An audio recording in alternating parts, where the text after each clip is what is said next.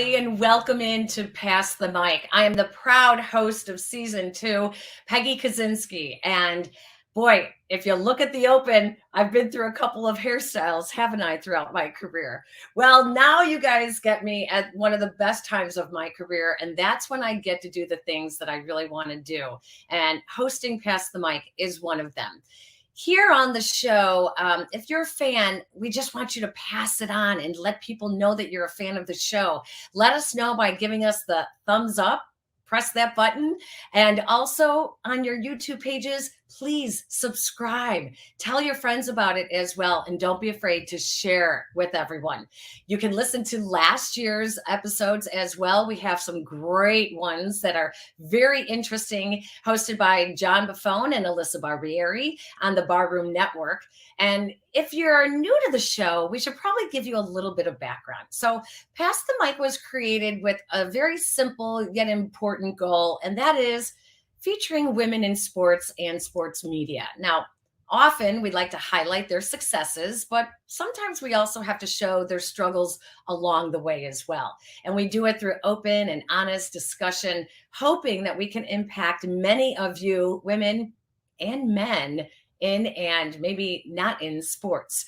Our guests come from all over. They are not just Chicago, where I am based out of, but they are nationwide and sometimes even all over the world, from veterans in their industry, actually to newbies who are just getting started. You know what we have found on Pass the Mic? That everyone has a story. So this week, our guest is a woman whom I actually met, when her husband was in broadcasting. Yep. He was covering the Chicago Bears. Uniquely, he switched gears and then became a Chicago Bears assistant coach. That was not what drew me to this amazing woman. It was her own athletic background as a collegiate basketball player, and she went on to be a professional basketball coach as well. Stephanie Rivera joins us now. Stephanie, welcome to Pass the Mic. Thank you so much for taking the time to join me. I haven't seen you forever, girl. Forever. I know. It's like, and I actually was, actually in Chicago over the weekend to visit some friends and stuff, but it was a quick trip, and now I'm back on the East Coast. Oh my gosh, how crazy. So I started telling people how I met you when your husband, Ron, was a broadcaster, actually covering the Chicago Bears after he played linebacker for the Bears. Yes, folks, you figured it out by now. Stephanie is married to Ron Rivera, the head coach of the Washington football team of the NFL, former Chicago Bear linebacker. Stephanie, you're so much more than the wife of a coach. I want people to know all about you and why I think that you're so wonderful. Let's start with your own athletic career at Cal Berkeley. Point guard. You weren't a cherry picker like me, were you? No. And I'm going to date myself, but I actually started my collegiate career with the men's basketball, and we didn't have a 3-point line. So that's going to take you back if you kind of figure out how long it's been. Oh, yeah. But in the middle of my college career, we did switch balls, and then they finally added the 3-point line. And so it's been a while, but when we were still in Chicago, we would go to our health club and play pickup basketball all the time. Well, speaking of pickup basketball, is that how you met your husband? It actually is. It's we joke about it all the time. If you ask him straight up, he'll say I was stalking him. It's not true. I was working at basketball camp in the area, close by. It wasn't at Cal yet, but it was a college close by, and I had a lot of friends that were from all over the United States. So we're talking, they were from. Actually, one was from Notre Dame, another one was from Eastern Illinois, another one was Tennessee, Chattanooga. So they're like, hey, it's our day off. Let's go check out your campus. I said, well, nothing's really open in the summer, but I got plenty of places to eat. And since they're female athletes, they're like, yeah, let's go grab some food. So we go down there, and there's this place called Yogurt Park. And this is early 80s now. So there's not, the Midwest really didn't have yogurt places. Even that was not even heard of yet. So they were all into it. They got their big cups of yogurt with cookie crumbs and, and everything, all the toppings. And Ron happened to be on the outside window and ordering, and he saw me and I saw him, and he came in, and I'd seen him around campus. I didn't know exactly who he was, but I knew he's a football player because he's wearing all the football gear. So but I had no idea who he was. I didn't know his name, didn't know his position. I just seen him around campus, and he came in, introduced himself. And I said, hey, one of the places I saw him was the gym. So I said, hey, can you get some guys to play pickup basketball? Because the following week I was working camp at Cal campus. And so I said, hey, for us to have a good workout, we need to play against guys. So sure enough, that next week he showed up with a bunch of guys. We played pickup basketball for 3 days. And by the third day, he finally had the guts to ask me out. Oh my gosh. Didn't your parents ever tell you not to date an athlete? No, they're not at all. They never put any kind of restrictions on who I could date. So you guys meet in college. He's a big man on campus, big stud, linebacker at Cal. You're a basketball player at Cal. I would think that's good, right? Because you both understand each other's schedules. You both understand, the rigors of what's going on. At what point, though, he's going pro, and what were your plans? Well, let's say we met in July, and we were engaged by December. So we just knew it was wow. It was right. I mean, it was just the right fit, everything. I mean, our big date night was like making dinner and then going to bed early. We were exhausted as athletes. And so, I mean, I was probably the first girlfriend that he had that just like, hey, let's go out, let's do this, let's do that. We were both exhausted. So we're like, I mean, I knew exactly what he was going through. And I think that was helpful for him that, he has someone in a relationship that gets it, that understands how tough it is. Yeah. What were your aspirations? Did you have an opportunity to go pro? Oh no, for me, I hurt my knee too many times, and I was like, by the last year eligibility, I'm like, you know what, I hurt my knee again. I'm like, I'm done, So I think but I still love the sport. So I think that's what got me into the thinking about the coaching side. And by the time I got to Chicago and Ron's playing, kind of got a little bored. This was my new experience of being a wife. I was like, whoa, right. I'm always busy. And someone I met at the golf course, she was working behind the counter, and she got like, hey, I'm a college student, but we need, I'm at a small college. Would you think about helping out? And I'm like, I don't need to be paid. I'd love to help out. I met the head coach. She's like, I'd love to help. And I'm like, that's how I started my career. I just started volunteering. So when did you get to coach in the WNBA? How soon after you guys left college? When were you with the Mystics? So the Mystics was after Ron also had retired. And so he was actually starting his career in coaching too. And it's funny, it's like we basically both lost our jobs the same week.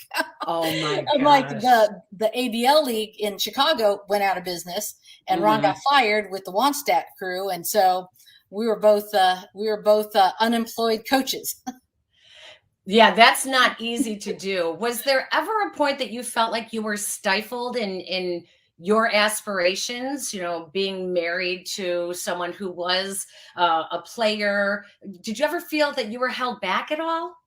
No, definitely not held back. Ron was like, take all these opportunities, go for it, do what you wanted, and that's why when we moved out to he got the opportunity to coach with Andy Reid's staff in Philadelphia.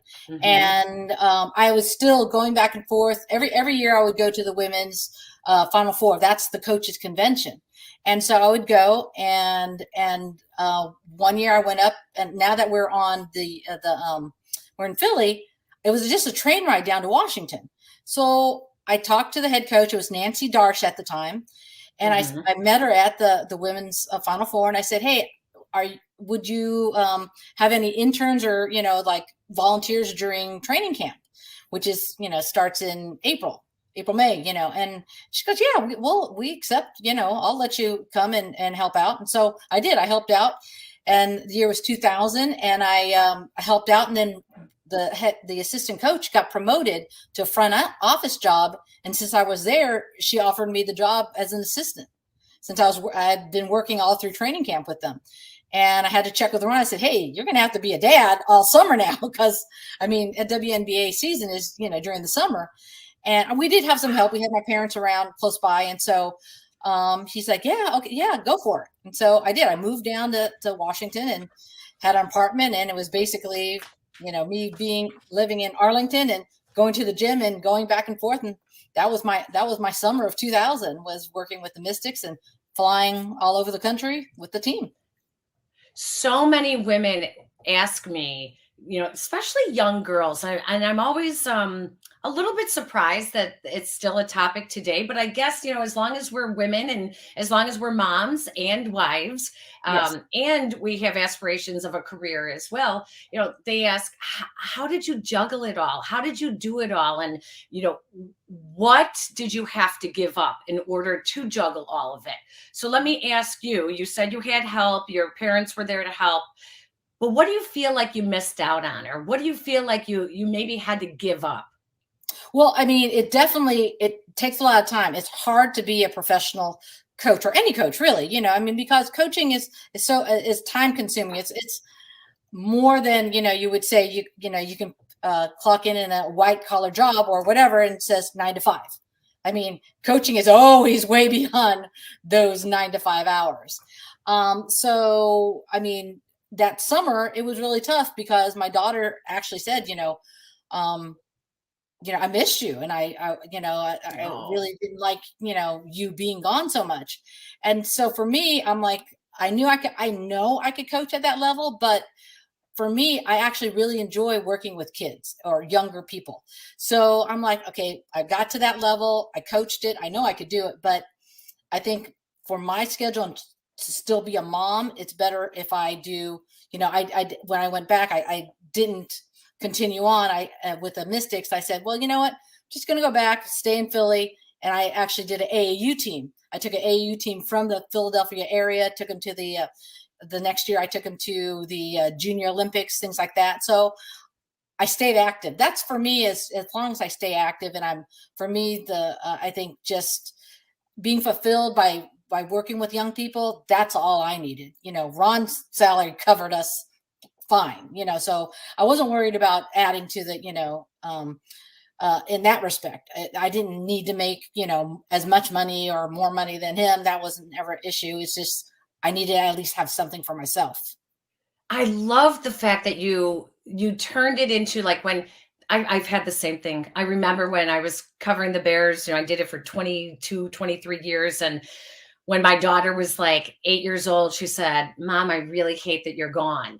I don't like you being gone so much. And that was kind of the heartbreaking. I mean, I had two boys that obviously they didn't care, that I was gone, but it was my daughter, the same thing. And, I think that's kind of when you have to look at your priorities and you say, okay, I'm a mom first. I have to remember that. And then you find a way to still fulfill yourself and what you're good at. And the fact that you found that way by looking at AAU and turning your attention to youth programs, I think that it's just a great lesson for all young women, that it doesn't mean you have to quit what you're doing. It just means sometimes you have to take a left turn and still feel your fulfillment.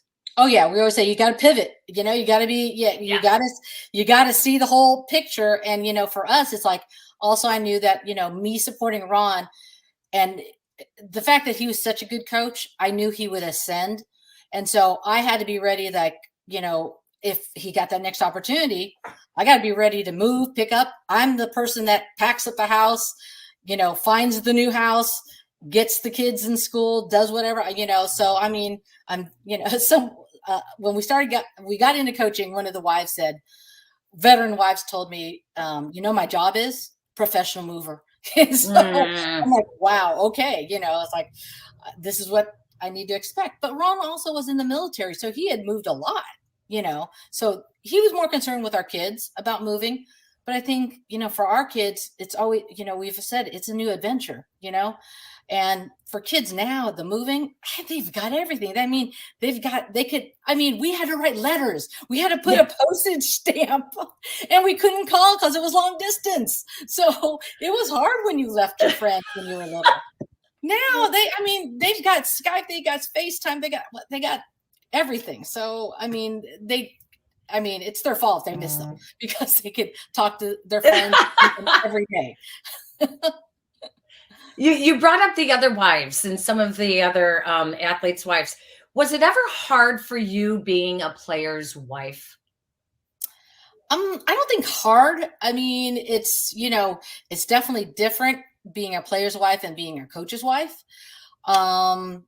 Because they, as players' wives, you're just there supporting them, making sure that, everything they need. But there's always that, what if, I'm not that person anymore in the team and that kind of stuff. It's like there's that uncertainty. And so you have to make sure that they're mentally always focused because there's such a short window for athletes, But on the coaching side, you're like, there's so many other factors in terms of when you're just an assistant, obviously you have your group that could do as well as they can. And then if other things happen, you just don't know. It's the waiting game of, it's probably going to be the whole staff that lets go if you don't have team success. So, there's different pressures, at a certain point, as long as, you could tell your husband, you're doing the best you can with your group, but if other groups don't, we're still going to get fired, so it's like, you can only, you just got to do the best as you can do, but we're also at the mercy of a lot of other factions. So did you ever feel like you didn't fit in one group or the other, players' wives, or maybe as a coach's wife? You've got so many other things that you brought to the table as well. Was there ever a time when you felt like you didn't fit in? No, I think what's really good, and it's, I think pretty much all teams do this. Veteran wives usually take care of the younger wives or girlfriends, whatever. And they, I had, at the time, Terry Hampton took care of me, and Brian Cabral's wife, they just, they kind of just said, hey, you're the, new person on the block. We're going to, bring you in and just invite you to everything and introduce you to everybody. And it's the same thing with coaches' wives. You have your staff, and the head coach's wife usually takes the reins and says, hey, we're going to have this, that, so you can meet each other and here work with each other and help each other out, things like that. So I think for me, I can't do that with the players' wives because Ron has, he's at that management level where, he's makes the decisions of whether you're on the team or not. So I can't get real tight with the players and their wives as like that. But with coaching staff, you have a different relationship. You definitely, because Ron brought them in, and so you try to make sure all the young, because Ron likes to have that nice mix. So we'll have some coaches' wives that have never been in the pros before. So you kind of help them through it, and everyone just steps up and helps each other. So you were coaching before Ron was coaching. So Sure.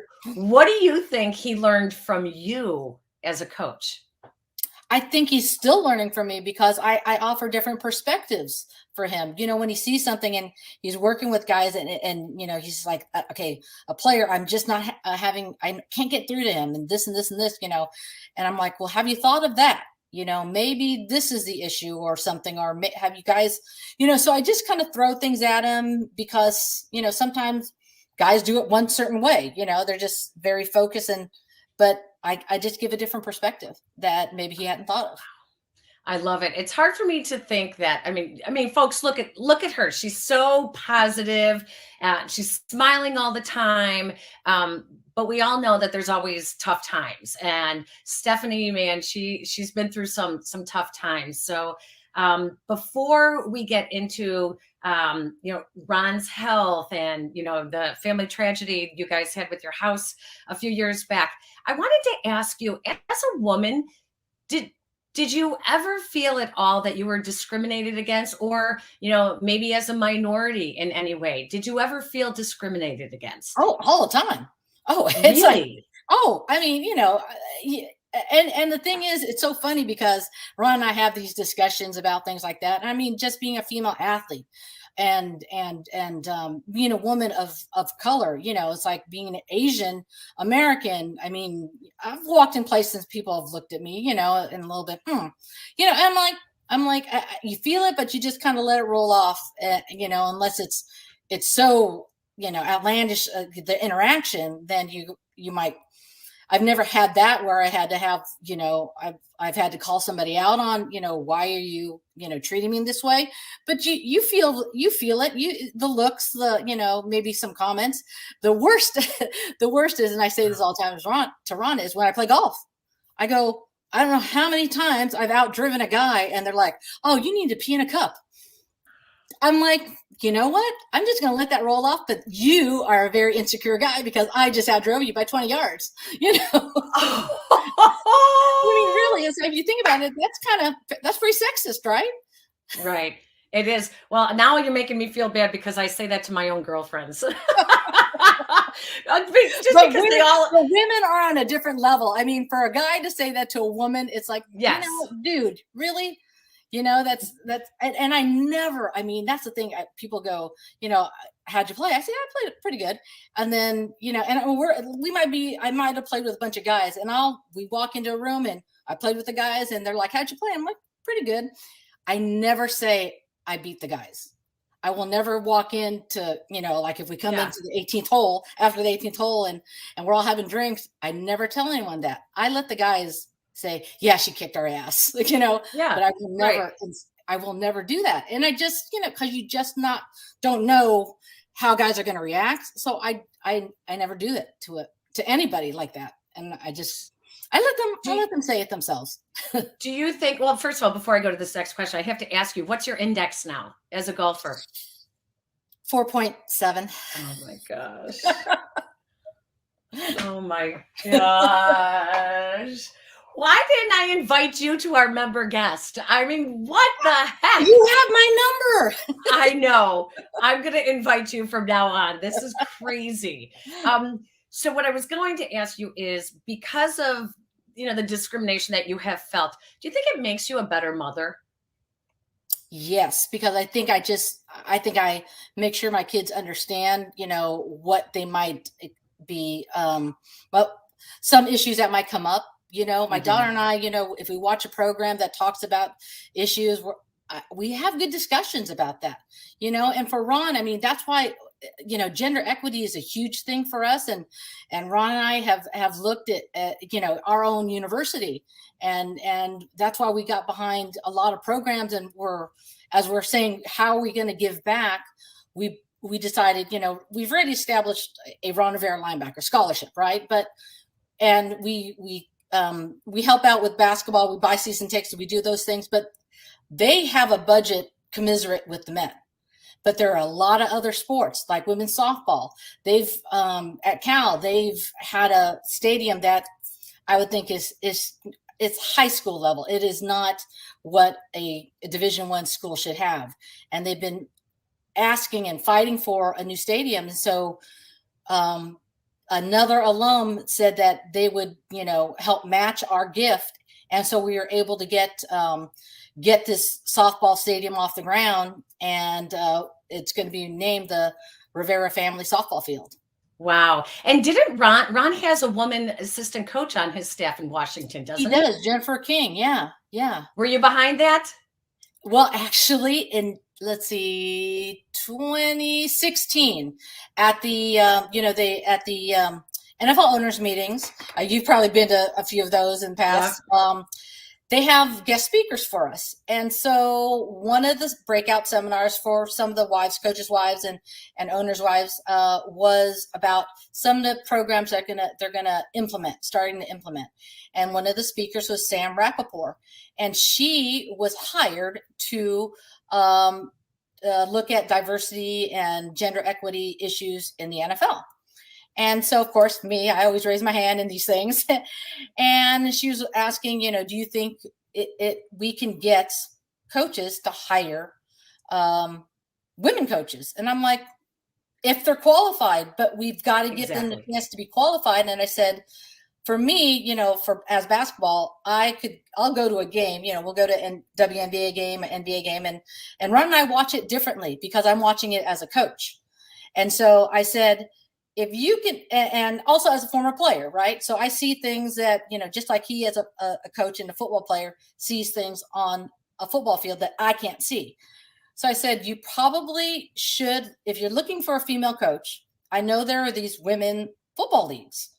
That's where you should find your first pool of women who actually have played the game a little bit and want to, continue on. I said, because they do have that perspective. They don't have to be top, you don't have to be top tier. I mean, you see people that have not played Division I are coaches in the NFL.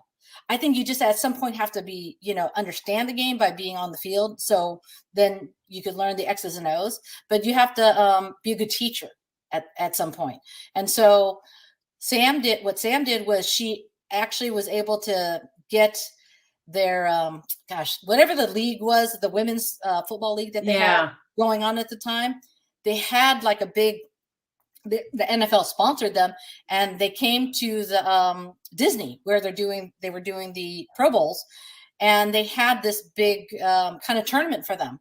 And so the gals that they had figured out were interested in coaching, after they were done playing some of these games, they brought them in, and there might have been maybe 50, 75 women in the audience.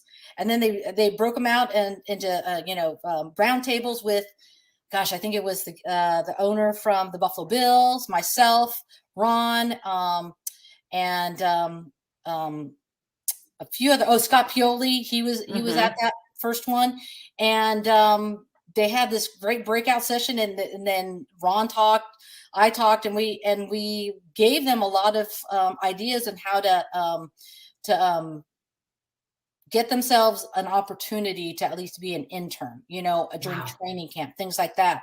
And they did. So I know McDermott had some of these gals in there, and Bruce Arians huge about giving women opportunities. Ron had Jennifer as an intern for training camp. And she kept plugging away, and he kept seeing her improve and get more comfortable teaching what she knew, and also giving her more assignments. And it's just getting the opportunity, getting your foot in the door.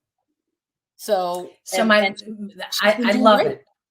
I love it because the Bears now just hired their first woman in the scouting department. So to see them move into the football operations is so huge. So it's really fabulous. And that's the thing with scouting, you just as a scout need to, for me, I could look at a kid, watch them run around like, well, that's a Division I athlete right there. You know what I mean? Just by watching a kid, I could see who can be at what level. But then, you got to get in their head, and that's when you talk to them and see now how good a player, how high can they get is the mental part. But just to see if an athlete has what it takes, women are just as good at evaluating that as men. Okay. And then if you have a good relationship with your coaching staff as a scout, you just need to understand what the coaches want, what they're looking for to run their systems. And so, those are the things that, to evaluate and to write up and to say, he's good. He's got good hips. He had bad hips. His hands are, he tends to, catch things to his body versus catches things with his hands, but he's got great speed. I've talked to their, if you're a good scout, you talk to their coaches, you find out how the kid studies. That's all the information that the coaches want to be able to help evaluate them. I love it. So I mentioned, folks, that Stephanie has, overcome some hardships as well.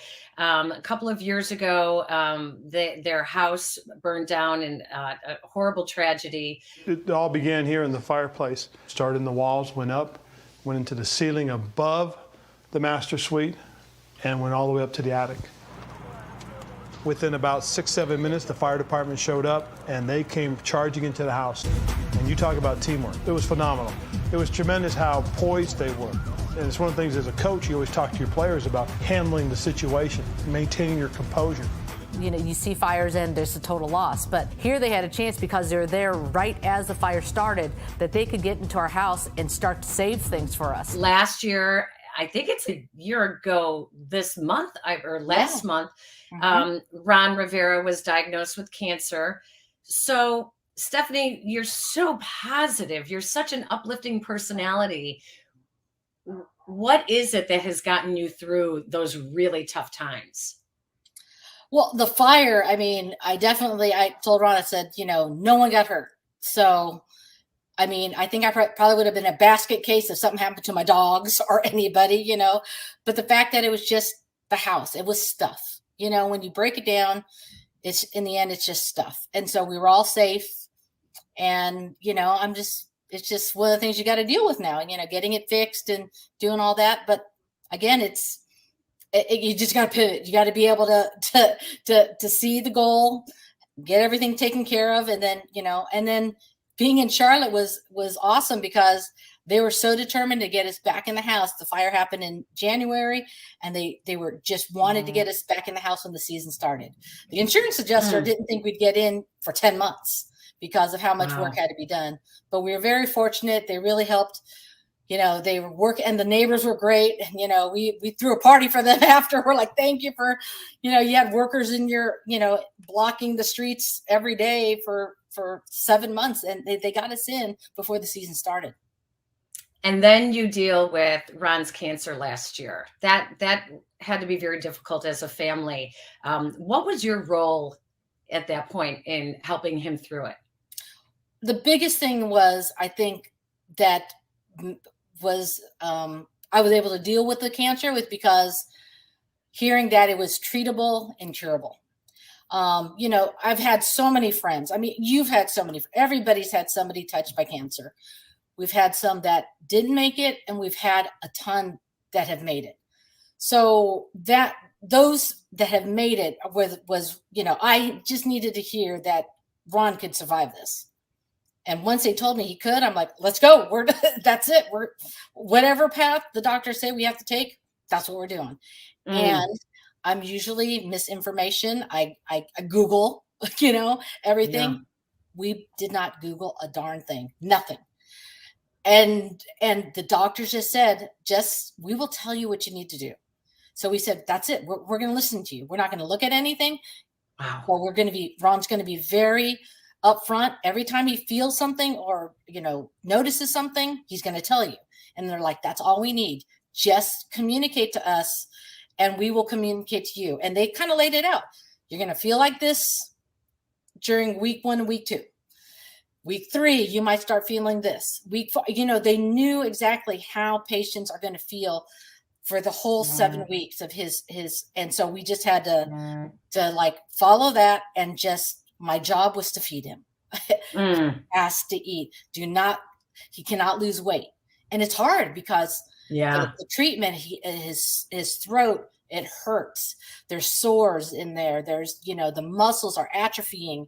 I mean, all these things and nothing tastes good, because you lose your taste buds. And so that was my job though. So sneaking the protein powder, the shakes, everything. I mean, I did everything I could. And I gave some of that protein gunk to the chef at the facility. I'm like, spike his shakes, you got to get calories in them, and that's what we had to do. And Ron's very good. I mean, he was very good about telling the doctors how he felt. And if he forgot something, we were right there, because being in COVID, it was either myself or my daughter taking him to the hospital every morning for treatment. Oh, and so we were both, again, I was in the protocol. My daughter worked for the team, but so I was getting COVID tested every day, right along with the team. And we just, it was crazy. But yeah, we got through it. Well, let me just tell you, talking to you for the past 30 minutes, you are such an example of the things we all learned as athletes, being able to apply them the rest of your life, and no matter what you face, whether it's getting your kids up and packing and moving to a new city, your husband getting fired, you deciding to move on to go coach in Washington, and you're pivoting constantly, but you're using so much of what you learned as an athlete. And it's really good to know that what we teach our kids and why sports is so good for them really does help you throughout anything the rest of your life. Well, personally, it's the time management, obviously, and it's seeing. I mean, setting goals and working around things, and things don't always go your way. You have disappointment. There's failure along the way, but you can't let it get you down because you know what the ultimate goal is. And I think that, again, successful athletes are able to think that way. And I think, for the athletes that want to get out in the work world too, it's like, the teamwork aspect. I mean, I know a lot of people that own businesses, they love athletes because they know that it's not just them. It's not the me, especially those team athletes, because they're like, they want everybody, they have that team mentality still. And so they'll do whatever they have to do to get that project done, to help make those numbers, to do what they have to do to help everyone be successful. So I think, Stephanie Rivera is great. You're amazing, Van. You are such a great role model for women, whether it's as an athlete, as a mother, as a wife. Very proud of you. And I really wanted people to get to know you a little bit better by seeing all the things you've done in your life and just what a great woman you are. So thank you for taking the time to join us on Pass the Mic. Well, and this is awesome. I'm glad you have you've got this gig going on for yourself, which is awesome too. Got it. Listen, I'm in my basement. I'm in the man cave, actually. So, I had to take over the man cave just so that I could pivot my career. When I walked away from doing it every day, I still wanted to do something. And just like you said, you got to find a way to do it that works with your family. And, we all pivot in life. Exactly. And I'm noticing those Emmys back there. So I'm like, pretty impressive. Nice part. Very impressive. I know what it takes to get one of those things. Thank you. You are an accomplished person too. So that's awesome. Well, thank you again. Give our best to Ron, and it's great having you on Pass the Mic. Well, and much success for Pass the Mic for all your future interviewees. Great. Thank you, everybody. And thank you, Stephanie. We'll be right back with the mic drop after this. Really understanding the difference between empowerment and agency versus objectification. And the difference is always who has the power. If I choose that I feel my best and I look my best and I'm the most confident in a certain outfit, then I am empowering myself to make that choice and to tell you that I'll show you who I am and let you know who I am. You can't make those decisions based off what I'm wearing. But if it's objectification because the producers or directors or whoever runs a show is saying you have to wear a dress every show and high heels have to be this high, and you have to dye your hair blonde, it's a very different thing, right? So right. I do think we have to remember that, because a lot of people will look at women who are stepping into their own sexuality and accuse them of not being also allowed to talk about harassment and other things. They're very different things. It's about choice and power. Now to the mic drop. I just have to point out how much I loved what Stephanie Rivera had to say, not only about gender equity and how she stands up very much in the background, not in the foreground, but really uses her voice to help women get in the NFL. The fact that she did this at the owners' meetings and helped them organize a program for women who wanted to become football coaches, maybe just an internship. She rolled up her sleeves and got right in there and did that. I'm so impressed with that. I was surprised, but I guess I shouldn't have been surprised to hear her talk about the discrimination that she has faced, not only as a woman of color, as a mother with her children. Ron is Hispanic and Stephanie is Filipino. And as a woman, how she tries to pass on the things that she has learned to her children. And also when she can recognize discrimination at its worst. But Stephanie is upbeat. And as you noticed, she uses everything she ever learned as a player and as a coach to overcome and to still be successful later on in life. And I think that that is just a really fabulous lesson that we all should learn. So if you like this episode, folks, please click the thumbs up and then go back and you might as well just listen to some of the other episodes. Watch the episodes. They're awesome. You can follow me on Twitter at Peggy Kusinski or Facebook, Peggy Kusinski, NBC Chicago, and on the gram at NBC Peggy. Now, this is not the only show that I host. There's also our podcast. I say our because I host it with my son, Chicago's sportscaster and her son. It is also here on YouTube, on the Barroom Network, on Podbean, or wherever you might get your audio for podcasts. Check it out. Don't forget to subscribe to both shows while you're at it. I want to thank our producer, Aldo Gandia, for everything he has done, bringing me in to the show for season 2. I am loving every minute of it, and I hope you guys are too. I look forward to introducing you guys to women in sports and sports media that you just might be motivated by as well. I want to thank you all for watching. We'll see you next time on Pass the Mic.